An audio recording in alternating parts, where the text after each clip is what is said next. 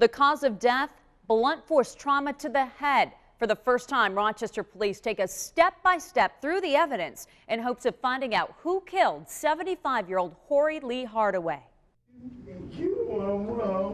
It was November of 1996. The family of Horrie Lee Hardaway had just learned the 75-year-old grandmother had been brutally murdered at her apartment at the Plymouth Gardens high-rise. They taken away our mother, our grandmother, our backbone, our strength.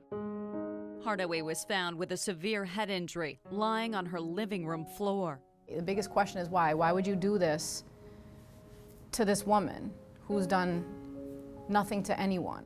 Because it just doesn't make any sense. RPD investigators Melissa Frasca and Sergeant Flamur Zanelovic have not given up on solving this cold case. It's bothersome. I would think of my 75-year-old grandmother and how I would feel, knowing that, that this person hasn't been brought to justice and is still out in society among us. It appears that there wasn't anything substantial missing from her apartment. Which makes this even more strange. Yes. On top of that, investigators believe she opened her door for the suspect. My mother don't open her door for nobody. She looks through her peephole. Making them believe she knew her killer. For the first time, investigators take a step-by-step through the evidence. There was no forced entry. Blood in the stairwell from the suspect after leaving the apartment. And inside her small one-bedroom apartment. In here you can see the victim's blood is on the pillow. The victim's blood is cast off on this bleach bottle and some of the other items here. News 10 NBC spoke with then Rochester Police Chief Robert Warshaw days after the murder.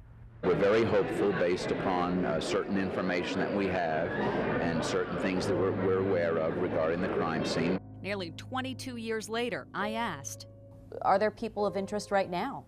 There are a couple people of interest. They were persons of interest back then, and they are still people that we're looking into now. They won't name those possible suspects, but the Hardaway family believes a relative who still lives in Rochester is the killer.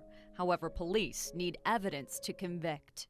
One of those cases that we would love to solve, if for nothing else, than to bring the person to justice who was coward enough to attack and murder a 75-year-old woman.